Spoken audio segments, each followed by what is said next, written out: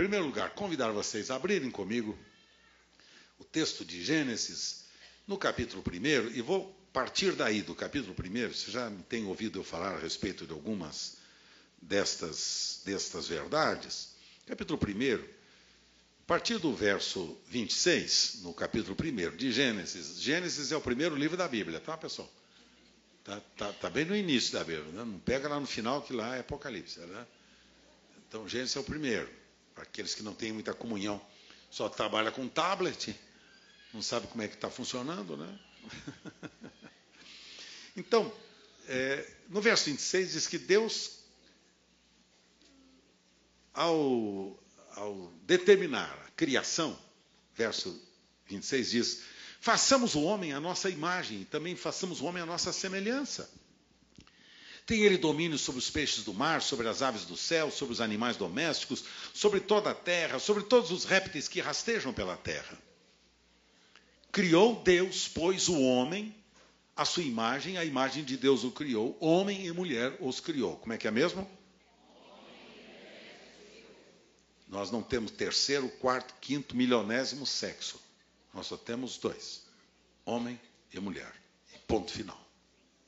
Isto é a ciência que diz, a Escritura declara, né? E as inovações do mundo moderno não podem jamais superar a revelação divina e a declaração da ciência.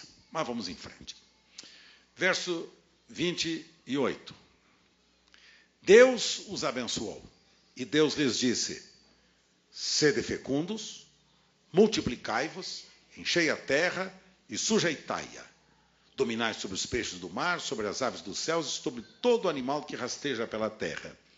E disse Deus ainda: eis que eu vos tenho dado todas as ervas que dão semente e se acham na superfície de toda a terra, e todas as árvores em que há fruto, que dê semente.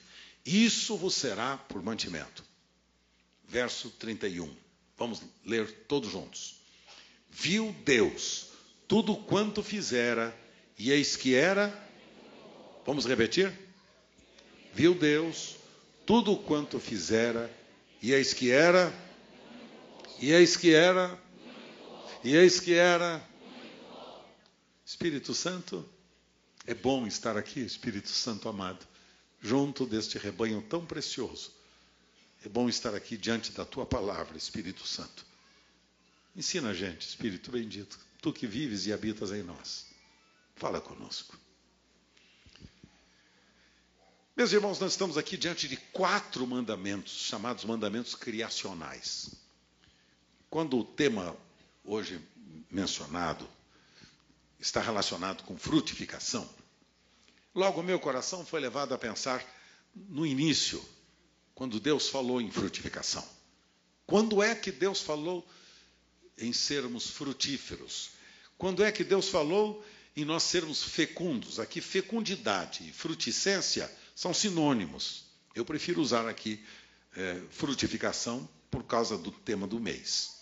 Então, Senhor, o que tu queres nos ensinar sobre produção de frutos? Primeira coisa que o Espírito Santo quer nos ensinar sobre produzir frutos é que, dentro do propósito criacional dele, ao ter criado o homem, a sua imagem, a sua semelhança moral, como você já acabou de ver na leitura que fizemos, depois de Deus haver-nos criado a partir do primeiro homem, lá no Éden, Adão, o que acontece é que Deus coloca este homem agora sobre a superfície da terra, depois de havê-la criado, exatamente para dar a este homem o privilégio dele cooperar com Deus para manifestar o amor de Deus para com a obra que ele havia criado, colocando o ser humano lá, um homem e a sua querida esposa,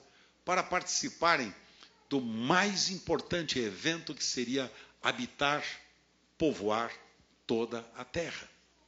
Deus queria que o homem povoasse toda a terra a partir de pessoas semelhantes a ele, cheias do seu amor, cheias do seu caráter, da sua dignidade, da sua santidade, da sua justiça, cheias da vida de Deus, porque o homem havia sido criado à imagem e semelhança de Deus, para habitar nesta terra, para que esta terra fosse habitada por uma família de filhos amados de Deus, todos eles semelhantes ao Pai, com a imagem e semelhança de Deus. Veja que plano fantástico. Deus queria que quem habitasse nesta terra fosse a sua família, homens e mulheres com a sua imagem e com a sua semelhança. Homens e mulheres parecidos com Ele.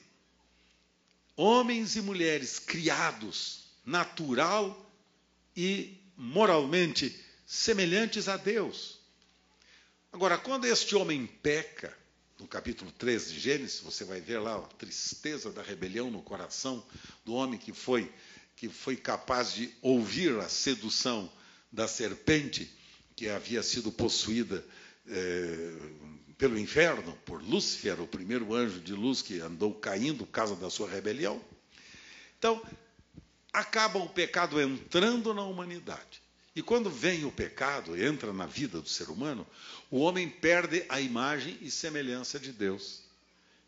Guarda apenas a sua imagem moral, sua imagem natural, mas perde a imagem moral e espiritual de Deus. Torna-se agora escravo do pecado.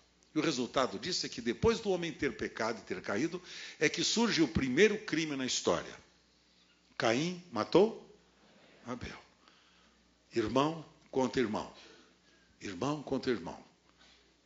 Irmão contra irmão. Que tristeza isto. E o resultado de tudo isto é que agora perpetua-se ao longo da história do ser humano, na sua existência terrena, perpetua-se exatamente este fato. O homem perde a imagem e semelhança de Deus, estabelece a sua própria imagem moral, e o resultado que nós temos aí é exatamente isso. O homem guarda alguns resquícios ainda da imagem e semelhança de Deus. Ainda guarda, né, alguns vestígios da presença de Deus na sua vida. É questão, por exemplo, de justiça, né, de amor, de piedade. Ainda se apresenta nas vidas, né, dos seres humanos alguns desses vestígios.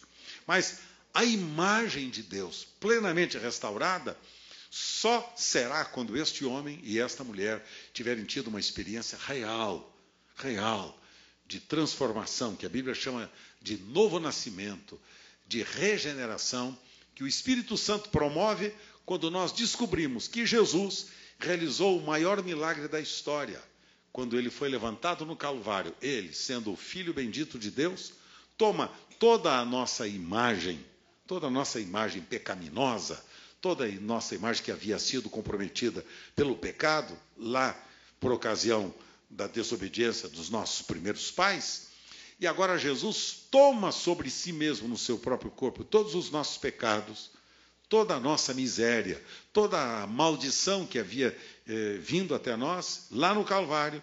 Jesus se faz maldito por nós. Ele toma sobre si todas as nossas misérias, nossos pecados, além das nossas dores e das nossas enfermidades, diz o texto da Escritura de Isaías, capítulo de número 53. Este capítulo, que é um capítulo profético, que fala exatamente sobre a obra vicária, a obra substitutiva de Jesus em relação ao ser humano que precisava ser restaurado na sua imagem e na sua semelhança. Então, este milagre, isso contado assim rapidamente, este milagre produziu no ser humano uma experiência de transformação. Por isso que nós, cristãos, quando nascemos de novo, ganhamos a imagem e semelhança de Jesus. Ganhamos a imagem e semelhança de Deus.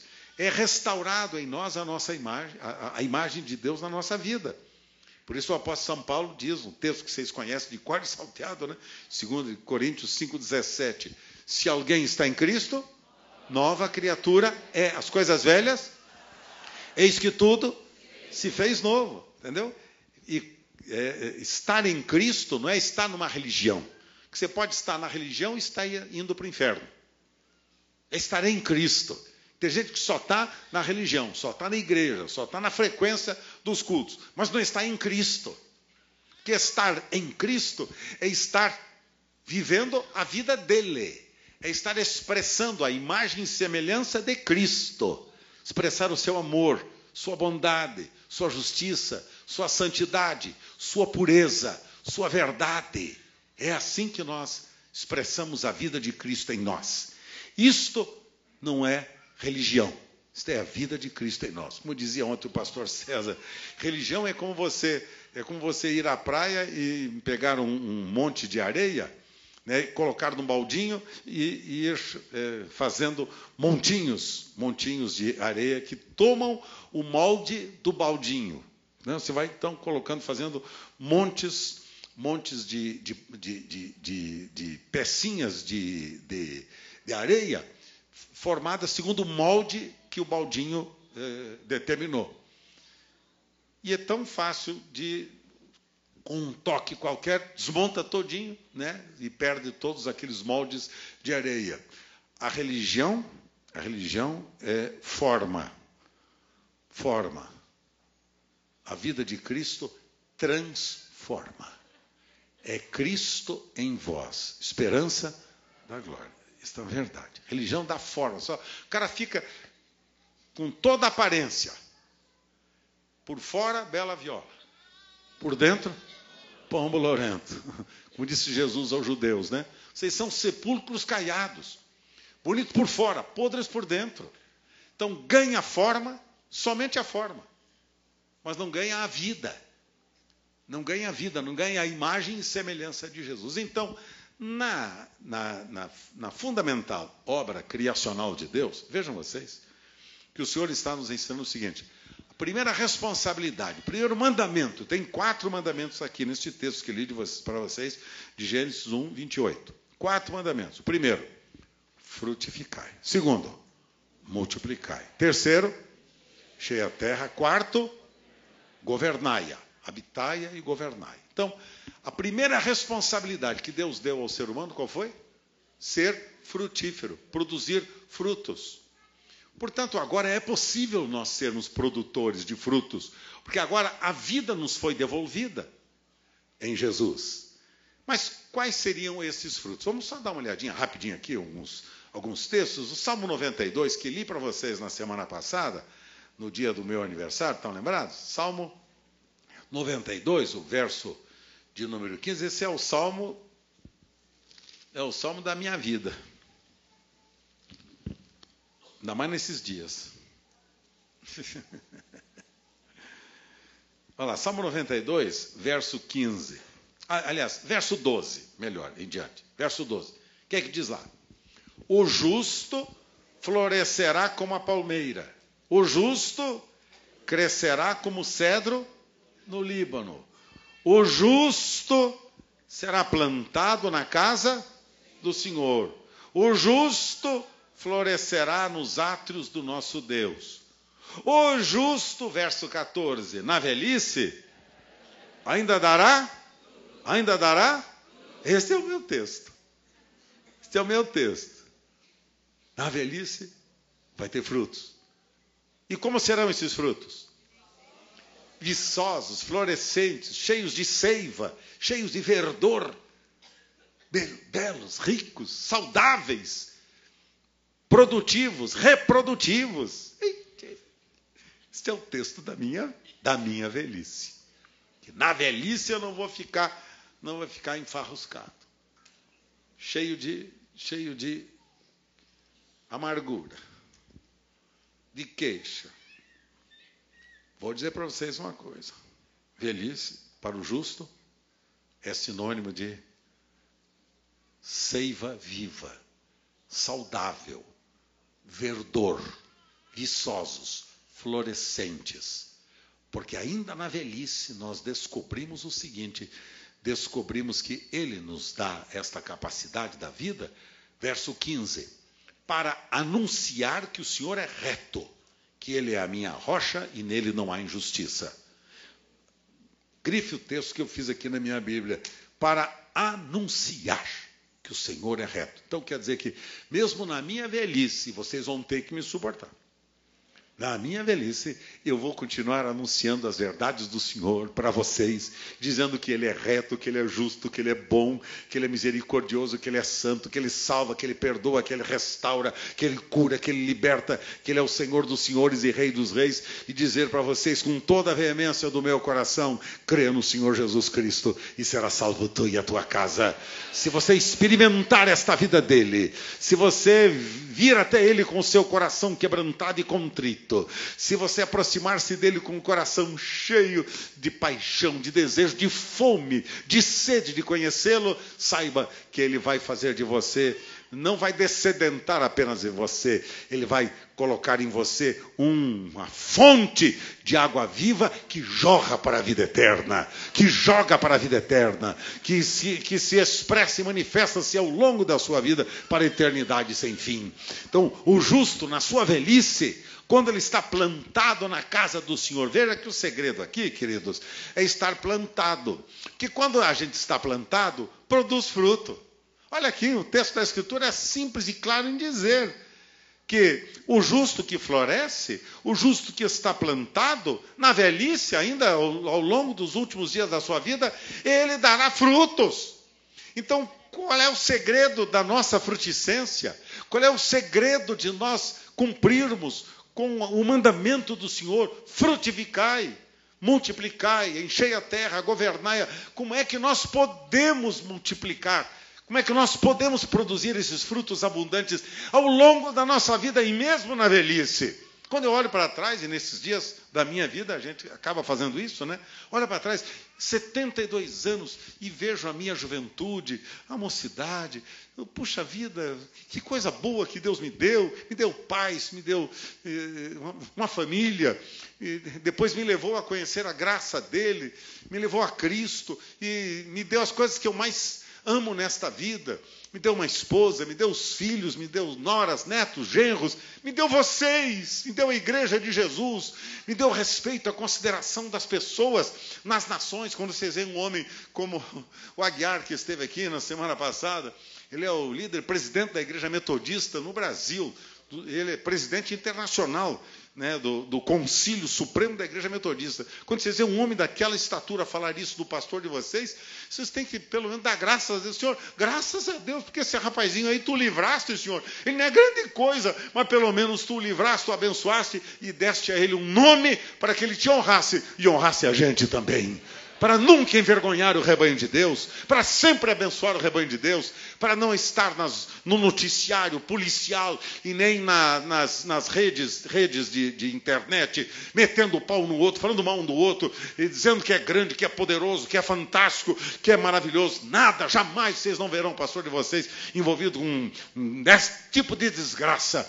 O pastor de vocês quer estar envolvido com a justiça, com a verdade, com a piedade, com o amor, com o serviço, com o cuidado do pobre, da viúva, do necessitado, do aflito, do desesperado, do que não conhece a graça de Deus. Este é o meu ânimo até o último dia da minha vida. E isto farei em nome do Senhor Jesus, com a minha esposa, com a minha família e com vocês e com toda a comunidade da graça no Brasil e fora do Brasil, para a glória do Senhor Jesus. Vamos junto, pessoal. Bora! Bora! Na velhice dará fruto. Por que dará fruto? Porque quando é restaurada em nós a vida de Jesus, a gente pode obedecer o mandamento. Frutificar. O que significa frutificar? Eu tenho lá na casa da Comunidade da Graça, casa pastoral onde eu moro, tem lá umas árvores frutíferas lá. Teve uma delas plantada lá no pomar, que era uma árvore linda, um abacateiro. E os anos que eu morava lá, eu ficava esperando o abacateiro. Aí eu perguntei para o jardineiro, quando é que vai chegar o abacate? Pastor, não sei, vamos tentar.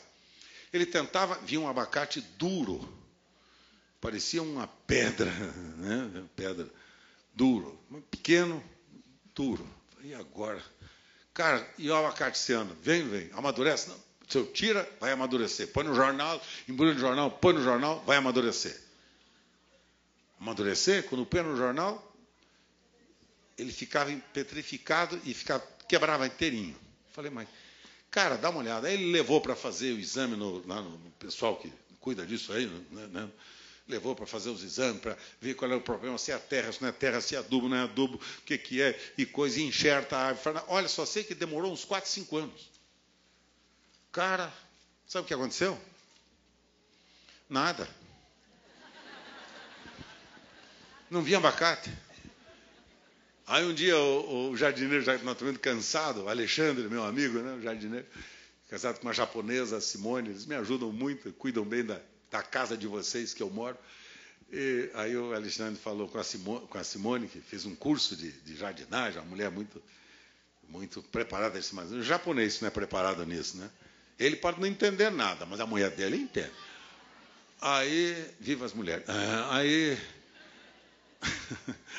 Aí ele falou, pastor, não tem jeito. Sabe que ele é a melhor receita a recomendação que eu quero lhe fazer? Não. Pastor, vamos cortar esse abacateiro.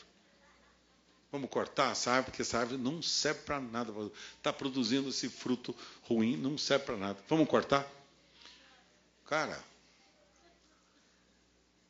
é para ontem isso. Como é que os jovens dizem? Demorou. Demorou, mano. Demorou, cara. Demorou. Manda cortar. Pastor, nós vamos cortar essa árvore. Fica tranquilo, vou preparar o terreno aqui e eu vou conseguir uma muda para o senhor daquele abacate manteiga. Vou preparar nós vamos plantar naquele lugar, pastor, um abacate manteiga. Queridos, deixa eu dizer uma coisa para vocês. Isso aconteceu mais ou menos há uns 2, 3 anos atrás.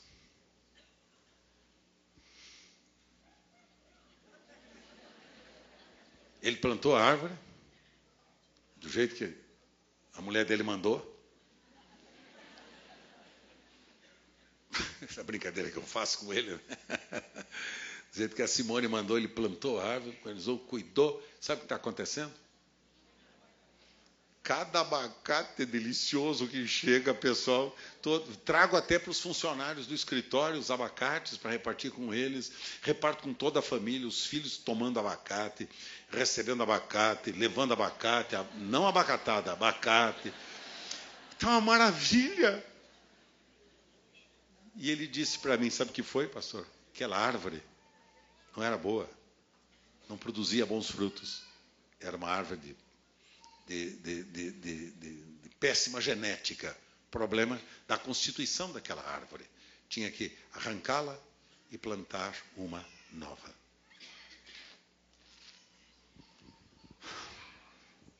Na velhice, deram frutos. O mandamento é frutificai, multiplicai, enchei a terra.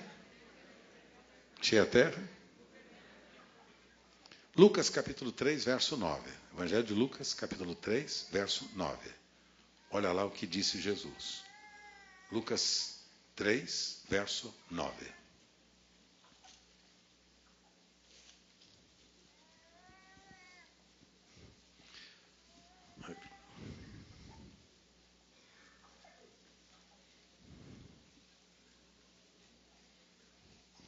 Aqui no caso é a palavra de João Batista. João Batista dizia para as multidões que saíam para serem batizadas por ele, né?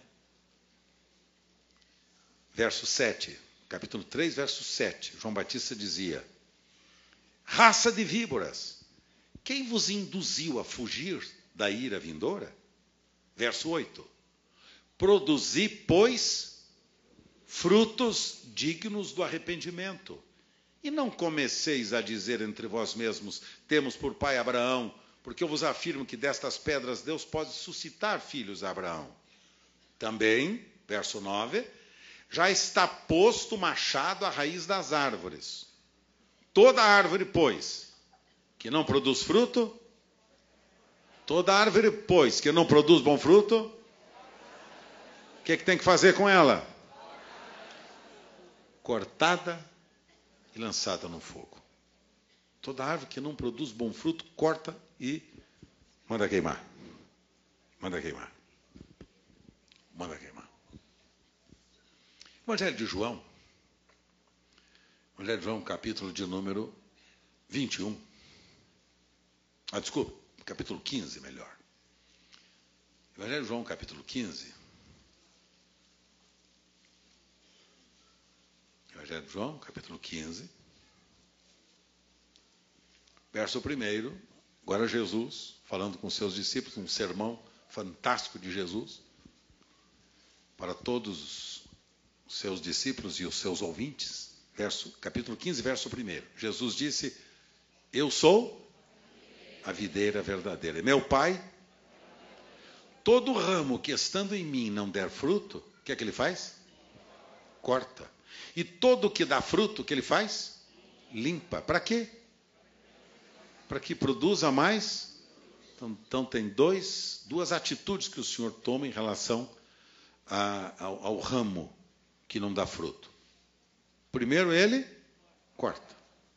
Não dá fruto, não tem jeito, não tem genética, não tem DNA, não tem a vida de Cristo. Corta. Não dá fruto. Ou então o segundo, ele limpa para que produza mais frutos. Verso 3, ele diz assim: vós já estáis limpos pela palavra que eu vos tenho falado, disse Jesus aos seus discípulos. Permanecei em mim, e eu permanecerei em vós. Como não pode o ramo produzir fruto de si mesmo, se não permanecer na videira, assim nem vós o podeis dar, se não permanecerdes. Então ninguém consegue produzir fruto se não permanecer em quem? Em Jesus. É a vida de Cristo em nós que manifesta a verdadeira frutiscência, o verdadeiro fruto. Lembra-se, na criação, Deus dizia: frutificai, multiplicai, enchei a terra, governai-a. O homem peca, afasta-se de Deus e passa a produzir os frutos que o pecado naturalmente produzia. O que ele faz agora, Jesus ensina que quando nós estamos nele, ganhamos a vida dele. E os frutos que manifestam-se em nós e através de nós são os frutos inerentes à vida de quem? A vida de Cristo. Cristo em nós. A árvore só pode produzir bons frutos quando ela está ligada a Cristo. Não tem jeito. Não há outra possibilidade. Você está ligado a Jesus? É natural que você produza frutos. E se você estiver como aquele abacateiro da minha casa, com frutos duros, vamos trabalhar.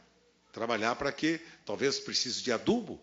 Talvez você precise um pouco mais de água, o adubo da palavra, a água do Espírito Santo. Talvez você precise desses instrumentos mais para o Senhor fortalecer as suas raízes. Porque os plantados na casa do Senhor produzem frutos abundantes.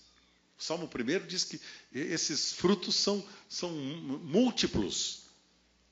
Os que estão plantados, os que estão plantados junto a ribeiros de águas, produzem bons frutos. Por isso que, olha, deixa eu dar uma recomendação para vocês. Não fica andando atrás de gente tola, porque o que tem de gente tola, muitas vezes aqui entre nós, gente tola que nunca se envolveu com o ministério local, nunca produziu fruto nenhum entre nós, e que vive, leva e traz, de igreja em igreja. Tá? Deixa eu ser bem claro com vocês. Cuidado com esse tipo de gente. Isso chamam-se lobos vorazes, que são capazes de enganar a simplicidade de vocês, do rebanho de Deus. Que tem de gente fazendo isso, pessoal, não pode imaginar. E nesses dias, da igreja evangélica brasileira, isto é uma coisa que me espanta. Porque eu sei, porque eu prego muito fora, estou pregando pelo Brasil afora todo o tempo. Então eu estou vendo, estou em contato com pastores e líderes e vendo as ovelhas. Então, passa um ano aqui, daqui a pouco um ano lá, o ano acolá, o ano daqui a pouco além. Qualquer coisa serve. Porque eles estão interessados em novidade. Se tivessem interessados em produzir frutos, eles nos ajudariam e não nos criticariam. Gente tola faz isso. Não façam isso. Não façam, não anda nesse caminho. É gente normalmente que não tem testemunho nenhum. Nunca serviu a Deus. Nunca produziu frutos entre nós. Nunca nos ajudou em nada. Nunca. são maledicentes, falam mal, críticos. Isso é gente que o fruto que produz é o fruto da iniquidade. São maledicentes. E o maledicente, disse Jesus, ele é filho de quem? Filho do diabo, dentro da igreja. Não pense tal pessoa que vai alcançar a vida eterna, mas não vai mesmo. Ou se arrepende e muda de atitude, não é mudar de igreja, não resolve nada, porque não resolve o problema aqui, vai para o outro lado, criar problema lá. Então tem gente assim entre nós. Esse processo, filho, eu sou pastor há 50 anos. Eu já vejo isso nesses 50 anos. Tá? Já lido com isso há 50 anos. De gente que vai e vem, e chega e vai, e daqui a pouco está de volta outra vez, daqui a pouco está chorando, pedindo perdão novamente, e vem, não, filho, vai em paz, não tem problema. Alguém falou para mim, eu estou indo porque Deus me mandou para tal lugar. Então vai que é tua, mano. Vai que é tua. O senhor queria que o senhor me abençoasse. Eu? Como é que eu posso abençoar rebelião? Como é que eu posso abençoar conceito que não é bíblico? Como é que eu posso contrariar o que eu ensino e o que a palavra de Deus fala? Não, vou abençoar você não. Você vá como você quiser, assuma a sua responsabilidade, não ponha a culpa em Deus e nem em mim. E vá e passe bem.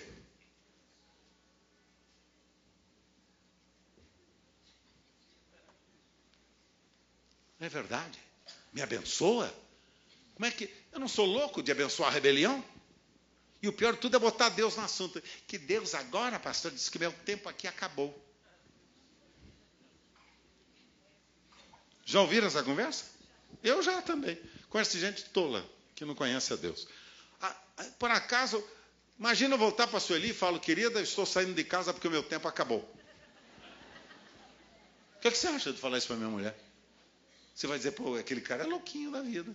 É Pinel, não entendeu nada. Meu tempo acabou com você, Sueli. O quê?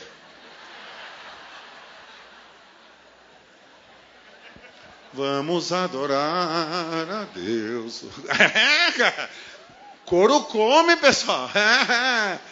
Vocês veem, né? Não vemos...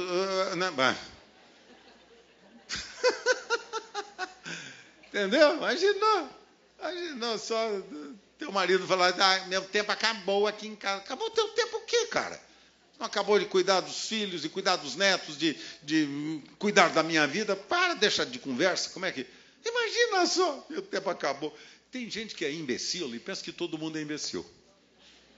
Eu estava lendo esses dias na reportagem, acho que foi da revista Veja, né, nas páginas amarelas da revista Veja, o comentário de um ilustre escritor internacional, cara, né, falando muito conceituado no mundo. E aí, então, o grupo fez uma entrevista com ele, né, o grupo da revista Veja, e perguntou para ele, o que é que o senhor me diz da era digital? Agora, o que é que o senhor tem a comentar conosco sobre a era digital, né, a internet, o crescimento, a multiplicação e tudo? O que é que o senhor tem a me dizer sobre isso? Aí ele disse, é a era dos idiotas. Não foi eu que falei? Pena que eu não peguei, não tirei aquela reportagem. A era dos idiotas. Mas perguntando, como é a era dos idiotas? É o seguinte, porque a internet dá lugar aos idiotas se expressarem. Gente que nunca teve palavra, nunca teve voz, que nunca foi ouvido, usa a internet para ser ouvido. Usa a internet. Cara que nunca falou nada, nunca disse nada, não é nem conhecido. Pode ver a internet. Gente que dá palpite que não entende nem das suas calças. Nem da sua meia. Não entende nada da sua vida. Então ele disse, o grande problema é que esta era que nós estamos vivendo, a era chamada era digital, esta é a era da oportunidade dos idiotas. Dos idiotas dizerem as coisas que eles acham que têm muito critério. E eu pensei, é verdade, o que tem de idiota dizendo idiotice, dizendo bobagem, poucos aqueles que são ponderados, sábios, inteligentes, maduros, né, e que não fazem da internet um instrumento de ataque, de achincalhe, né, de discriminação um contra o outro. Que Deus nos guarde disso, e vocês também. Agora, deixa eu dizer uma coisa aqui para vocês. Estou lembrando aqui agora. Ó, se você está vindo a mim, vindo de outra comunidade, de outra igreja amada minha, por favor, faça com decência. Você será bem recebido aqui entre nós. Terei prazer em receber todos vocês. Batistas, presbiterianos, Assembleia de Deus, pentecostais, seja quem for, Comunidade da Graça, seja quem for. Vou receber todos vocês com muito amor. Mas não saiam sem terem resolvido os seus problemas onde vocês estiveram. Porque isso é uma coisa natural. Às vezes tem uma divergência, uma situação, surgiu uma pressão, uma dificuldade, né? Você se viu, às vezes até impelido a deixar aquele grupo. Faça com transparência. Vá, comunique-se, preste contas à pessoa de quem você está se desligando, porque automaticamente a minha liderança pastoral vai entrar em contato com os seus pastores. Queremos saber por que é que você está vindo. Porque nós vamos querer cuidar bem de você. Talvez você esteja vindo ferido, porque há muitos que estão vindo feridos.